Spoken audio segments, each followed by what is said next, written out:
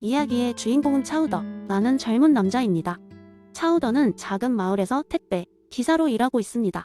그는 매우 성실하고 언제나 시간을 맞춰 물건을 배달하는 능력으로 유명합니다. 그렇지만 그날 차우더는 조금 다른 하루를 시작하게 됩니다. 오늘은 마을에서 가장 먼 농장으로 가는 날입니다. 여기가 바로 문제가 시작된 곳입니다. 큰 비가 내린 다음 날이라 길이 몹시 미끄럽습니다. 그럼에도 시간 약속을 지키려는 마음에 차우더는 서두르게 되고 그의 작은 트럭은 미끄러지며 길가에 나무에 경미하게 부딪히고 맙니다. 차우더는 다행히 다치지 않았고 트럭도 큰 손상은 없습니다. 그는 조심하며 다시 운전대를 붙잡고 목표지로 향합니다. 이와 동시에 마을의 반대편에 서는 루디라는 또 다른 택배기사가 있습니다. 그는 차우더와 마찬가지로 비가 그친 미끄러운 길을 운전하고 있었지만 시간을 맞추려는 욕심 대신 안전이 최고라는 철학 아래 천천히 운전하는 것을 선택합니다.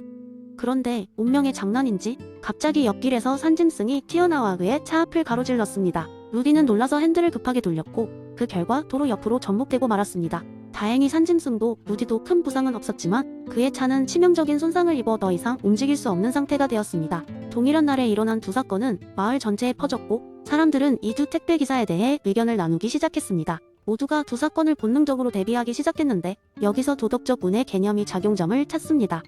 차우더와 루디는 둘 다 같은 날 같은 조건에서 시작했지만 결과는 극명히 달랐습니다. 차우더는 본인의 부주의로 인해 나무와 충돌했으나 운이 좋게도 자신과 차량에 큰 피해가 없었습니다. 반면 루디는 모든 안전 절차를 따랐지만 예기치 않은 상황에 의해 사고를 피할 수 없었습니다. 마을 사람들은 차우더가 맡은 발을 잘 해냈다고 칭찬하며 반대로 루디를 운전을 제대로 못한다고 수군거리곤 했습니다.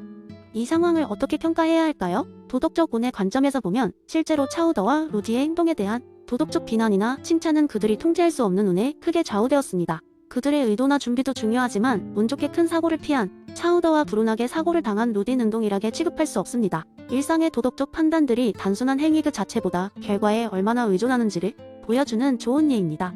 이렇게 이야기의 끝에서는 마을 사람들이 도덕적 운의 개념을 깨닫고 두 사람에 대한 평가를 더 신중하게 하기로 마음먹게 됩니다. 그들은 운명의 장난이란 것이 얼마나 예측 불가하며 불공평한 것인가를 배우고 서로에 대한 이해와 관용을 늘리기로 합니다. 결국 이야기의 메시지는 단순합니다. 우리는 도덕적 평가에서 결과에만 너무 의존하지 말고 상황의 복잡성과 운의 요소에 대해서도 고려해야 한다는 것입니다. 일상의 판단에서도 이 이론을 염두에 두면 더 나은 사회를 만들어갈 수 있을 것입니다. 두 번째 이야기 옛날 옛적 한 조용한 마을에 이한이라는 청년이 살고 있었습니다. 이한은 늘 불안과 걱정 속에서 하루하루를 살았는데 그 이유는 그는 언제나 완벽함을 추구하며 자신의 삶에서 발생하는 모든 일들을 통제하려고 했기 때문입니다.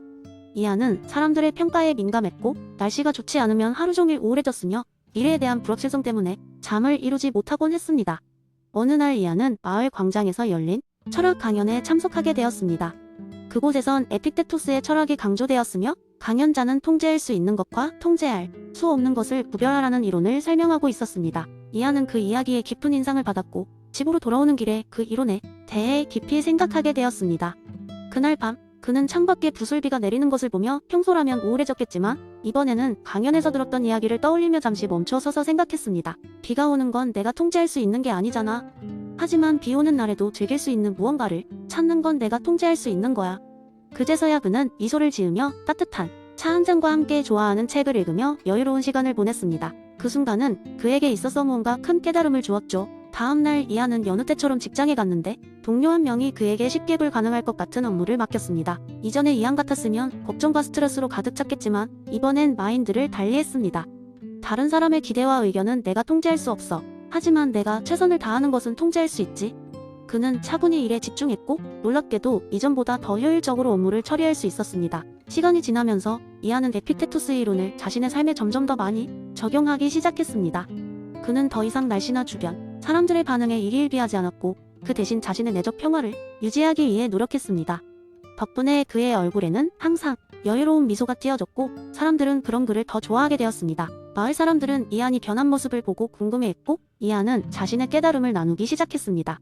그는 친구들에게 일상의 일화들을 통해 통제할 수 있는 것에 집중하는 법, 그리고 그것이 어떻게 삶을 변화시켰는지를 전했습니다. 그리고 시간이 흐르면서 마을 전체가 더 평온해졌고 사람들은 서로에게 친절과 관용을 베푸는 분위기가 되었습니다. 결국 이한은 자신의 경험을 책으로 엮어 출판을 했고 그의 이야기는 많은 사람들에게 영감을 주었습니다. 에픽테토스의 간단한 이론이 이한의 삶을 그리고 마을 사람들의 삶을 바꿔놓은 것이었죠. 이처럼 우리의 삶은 우리가 어디에 집중하느냐에 따라 크게 달라질 수 있습니다. 통제할 수 없는 것들에 대한 걱정을 내려놓고 우리의 생각과 반응에 힘을 쏟아보는 것은 어떨까요? 그렇게 한다면 이안처럼 우리도 평온하고 행복한 삶을 누릴 수 있을 것입니다. 세 번째 이야기. 한때 작은 마을에 에픽이라는 이름의 청년이 살았습니다. 에픽은 새로운 취미를 찾기 위해 안달이 나 있었고 결국 그는 요리에 도전하기로 결심했습니다. 그러나 이 모든 것이 단순한 음식 탐닉이 아니라 에피쿠로스의 쾌락주의에서 영감을 받은 특별한 여정으로 발전하게 될 줄은 몰랐습니다. 에픽은 마을 장터에서 신선한 재료를 구입하며 요리를 시작했습니다. 하지만 이는 단순한 장보기 이상이었습니다. 에피쿠로스가 강조한 것처럼 그는 자연스럽고 필수적인 욕구를 충족시키기 위해 무엇이 필요한지를 배우기 시작했습니다. 처음에는 다양한 식재료와 조리법을 통해 맛의 조화를 탐구하는 데 매료되었습니다. 먹고 말 그대로 육체적 쾌락을 추구하는 것처럼 보였으나 그는 요리를 통해 정신적 쾌락을 누리는 방법도 발견했습니다. 특히 파스타를 만들 때는 그 과정 자체에 몰입했습니다. 밀가루와 물, 약간의 소금이 만나 반죽이 되고 손끝으로 반죽을 만지면서 그는 시간과 공간을 초월한 평온한 상태, 즉 아타락시아를 경험했습니다. 반죽을 펴고 면을 만드는 과정은 그의 마음을 평온하게 해주었고 일상의 잡다한 걱정을 잊게 해주었습니다. 하루는 요리 수업을 듣기 위해 마을에 사는 나이든 요리사로부터 초대를 받았습니다. 그는 요리사가 전하는 이야기 속에서 단순한 미식의 경험을 넘어 진정한 쾌락의 의미를 깨달았습니다. 요리사는 에픽에게 말했다. 요리는 단지 배를 채우기 위한 것이 아니라 우리의 정신과 육체를 동시에 만족시키는 예술이란다. 때로는 간단한 재료로도 충분한 행복을 느낄 수 있으며 과한 욕망 대신 소박한 만족이 주는 기쁨을 알아야 한단다. 에픽은 불필요한 재료나 허세를 부리지 않았습니다. 그는 소박한 식사를 친구들과 나누며 대화를 나누는 것이 진정한 쾌락임을 깨달았습니다. 이는 단지 음식을 만드는 과정에서 오는 기쁨뿐 아니라 사람들과의 교감을 통해 얻는 정신적 즐거움이었습니다. 그는 상의 진미를 찾기보다는 사소하지만 진정한 만족을 주는 한 끼가 얼마나 소중한지를 이해하게 되었습니다. 그 후로 에픽은 에피쿠로스의 철학을 요리를 통해 삶에 적용하며 살았습니다. 불필요한 욕망을 줄이고 지금 이 순간을 만끽하는 법을 배운 그는 친구들과 가족들에게도 그 가르침을 나누었습니다. 그리고 그는 이렇게 속삭였습니다. 진정한 쾌락은 남을 위한 요리를 하며 그들이 행복해하는 모습을 보는 것. 이는 그 어떤 사치보다도 값진 경험이란다. 결국 에픽은 에피쿠로스의 쾌락주의를 통해 삶의 의미를 찾고 자신의 작은 마을에서 많은 사람들에게 그 메시지를 전파하며 살아갔습니다. 네 번째 이야기. 한 마을의 철학에 깊이 빠져 있던 오현이라는 이름의 젊은 남자가 살고 있었습니다. 그는 항상 책을 읽고 사유하는 것을 좋아했으며 특히 스피노자의 철학에 매료되어 있었습니다. 어느 날 그는 마을 사람들에게 범실론의 개념을 재미있게 설명하기 위해 특별한 모임을 마련했습니다. 모인 날 마을 광장에 사람들이 모였습니다.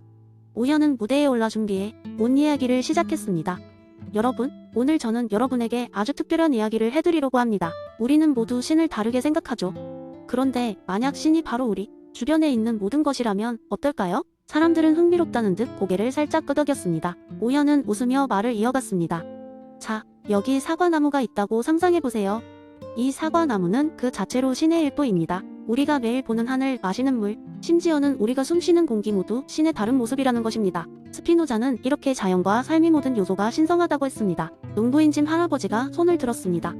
그렇다면 내가 매일 기르는 닭들도 신의 일부인가요?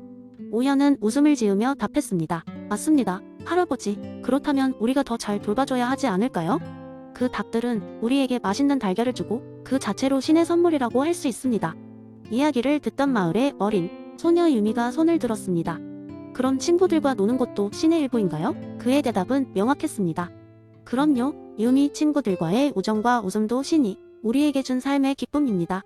스피노자에 따르면 우리는 자연스러운 모든 관계 속에서 신을 느낄 수 있습니다. 오현은 이야기를 계속 이어갔습니다. 그는 이날의 하이라이트로 자신이 특별히 고안한 작은 실험을 제안했습니다. 여러분, 이제 눈을 감고 잠시 조용히 우리가 서 있는 이 공간을 느껴보세요. 바람이 스치는 감각, 땅의 냄새, 사람들의 숨소리, 이 모든 것이 신의 무한한 표현 오지 않습니까? 그가 말했을 때 광장에는 순간 정적이 흘렀고 사람들은 새로운 시선으로 주변을 바라보았습니다. 비록 잠깐이었지만 그들은 자연 속에서 그리고 서로의 존재 안에서 작게나마 경외감을 느꼈습니다. 이후 마을에는 작은 변화가 생겼습니다. 사람들은 더 자주 서로의 안부를 묻고 자연과 더 깊은 교감을 하기 위해 산책을 즐겼습니다. 짐 할아버지는 자신의 닭들을 더욱 애정으로 돌보았죠. 그리고 유미는 친구들과 더 많이 웃고 함께하는 시간을 소중히 여겼습니다. 우연의 이야기를 통해 마을 사람들은 범실론을 조금 더 이해하게 되었고 그들의 일상에서 신성함을 발견하는 법을 배웠습니다. 그날 이후 마을은 평범한 순간조차도 특별함으로 가득 찬 곳이 되었습니다. 이것이 스피노자가 말한 범실론의 진정한 매력일 것입니다.